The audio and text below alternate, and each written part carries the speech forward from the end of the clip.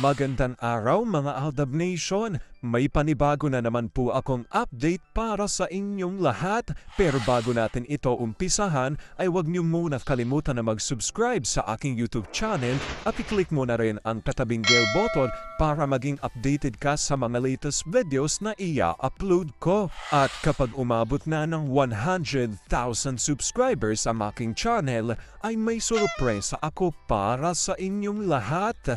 Alam kong excited na kayo kaya naman ngayon, umpisahan na natin ang ating kwentuhan.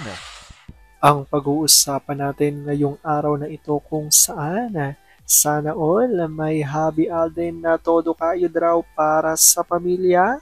Sige lang mga blessings, paunalin ang biyaya para sa Fulkerson family. Tila pinakyaw na lahat ni Alden ang mga blessings, kaya naman siguradong maglilipa na ang mga inggitera. Iba ka talaga, Mrs. Mengay. Ano ito, gano'n ito katotoo at may sapat nga bang ebidensya makakapagpatunay rito? Well, yan ang ating aalamin at pag-uusapan ngayong araw na ito. Pero bago ho yan, ay bibitinin ko muna kayo ng kaunting-kaunti lamang kung saan magbasa muna tayo ng mga nakakatuwang post ni My name is Theo01 sa Twitter. Kaya naman wag na natin patagalin pa at sabi niya sa kanyang tweet, Nak, nag-enjoy ba kayo? Opo. B, yung inasal mo kanina kay kuya, bad yun ah. Bakit po? Pinapaalis mo siya, trabaho niya, nabantayan kayo. Big na siya dad, bawal na siya sa amin. Hindi naman siya sasali sa laro nyo, binabantayan lang kayo. Wala namang kaming kaaway, kahit na, be kind to kuya next time ha. Opo, mag-sorry ako kay kuya dad. Labag ba sa loob mo? Hindi po. Sige, humingi ka ng sorry. Kuyang sorry po. Wala yun, okay na. Hug. Bati na tayo? Oo naman. Dad, bati na kami. Very good nak. Treat kuya as family.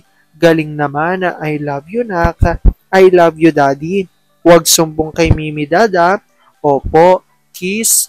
Mimi, kiss. Play lang kayo wag mag-away. Sali ka Mimi.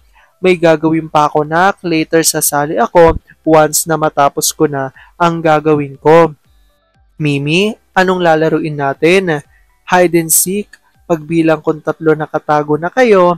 1, takbo baby cute. 2, 3, asan kaya sila? Alam kong tuwan-tuwa ako kayo sa ating binasa pero ngayon pag-uusapan na natin ang ating main topic.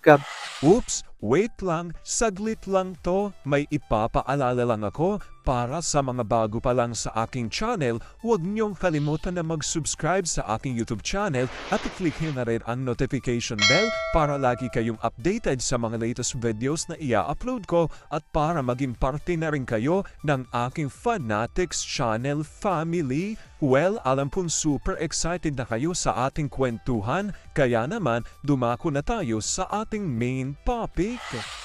Gaano nga ba katotoo kung saan mapapasana all ka na lang raw talaga kay Habi Alden na todo kayod para sa kanyang pamilya? Kaya siguro ng marami, sige lang blessings, paulanin ng biyaya para sa Fulkerson family. At dahil dito sigurado raw maglilipanan na naman ang mga inggitera. Iba ka talaga, Mrs. Mengay. Ano ito, gano ito katotoo at may sapat nga bang ebidensya makakapagpatunay rito? Well, yan ang ating aalamin at pag-uusapan ngayong araw na ito. Alam kong super excited na kayong malaman yan, kaya naman wag na natin patagalin pa. Basahin muna natin ang tweet ni Vampire 2019 at ayon sa kanya, ibang-iba ang beauty na nag-iisang Mrs. Nico Mainday Fulkerson. Never nagparitoke, original ang beauty. Kahit anong damit ang ipasuot, bagay na bagay. Kaya mag-short man yan, casual o gown. At wow legs pa. Hindi gaya ng iba dyan. X na kung X ang legs para mapagtakpan ng hindi kaaya-ayang tignan. Uulitin ko, never ipagpapalit ni Richard Alden si Maine kahit kaninong babae lalo na sa isang sakling. Entiendes? Remember nyo? Nung kasal ng isang crescent moon at ni Mr. Bean, tignan nyo si Alden. Tapos ni Edith nang naghihingalong toothpick at sasabihin ng Mendoza family na wala si Alden at ang nandun ay ang obob na mambabatas. lulong na din ang family na to sa Sarasuela. Kasali din dito, di sila nagkaka-extrang pera. Sabi ni Twin Flame Australia, nag-iisa lang ang Mrs. Nico Mende Fulkerson, original organic ang beauty at walang thank you doc. Ang nag-iisa lang sa buhay sa puso ng Richard Fulkerson Jr., Aldab and Aldab Nation is stronger together. At ito na nga ang revelasyon na galing muna kay Larry 1973 at ayon sa kanya, endorsement after endorsement. Alden Richard 02, you are so blessed, publicly and especially privately, right? Think Silent Tires, Bingo Plus, Bench at Hungry Pita. Congrats, Alda pa rin. At ito nga tinutukoy nila na bago endorser ni Alden at ayon dito, endorser na, franchise owner pa. Congrats sa Hungry Pita endorsement at franchise. Para sa pamilya, hindi para sa mga sinasampay. I love the color green. Alda pa rin. At ito nga reaksyon ni JLO. Ano yan, shawarma? If yes, competitor ng shawarma siya. Very good, diversify ka pa. Way to go, daming fallback. Sagot ni Larry, from what I read, international brand siya.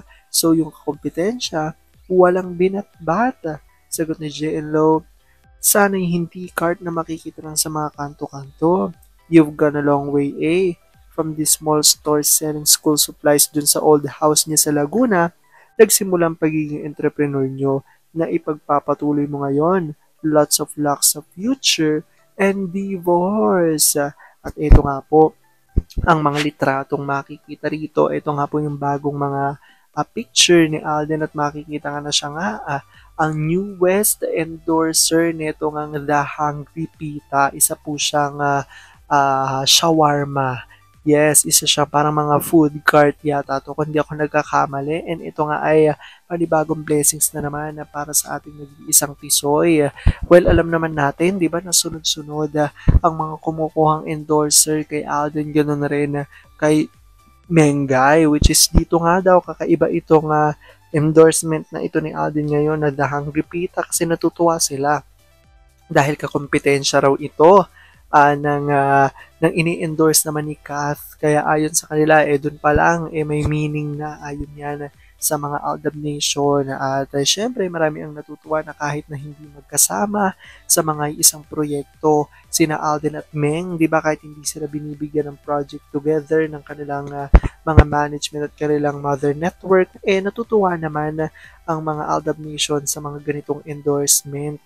Di ba, dahil ayon nga sa mga ADN, lalo na mga true-blooded Aldab Nation, kahit na hindi magkasama sina Alden at Meng sa iisang endorsement, kahit na si Alden lamang ang nandito sa bago niyang endorsement na The Hungry Pita, natutuwa naman ng maraming Aldab Nation dahil itong araw ay walang iba kundi ginagawa ni Alden para sa kanyang pamilya, which is ang di umano'y Maychard family. Kaya naman talaga marami ang mga Aldab Nation ng tuwan-tuwa dahil umuulan nga raw ang blessings na natatanggap ng Maychard, especially ni Alden, na alam naman nila na kahit daw ipinapareha pa si Alden sa ibang mga leading ladies, ay isa lang ang uuwian nito, which is si Meng, ayon yan sa mga Alden Nation. At ginagawa lang din naman daw ito ni Alden. Siya ay nagtatrabaho talaga ng mabuti, hindi lamang para sa kanyang career, kundi para nga daw sa kanyang di umano'y pamilya, which is ang Maychard family. Kaya maraming Alden Nation ang talagang natutuwa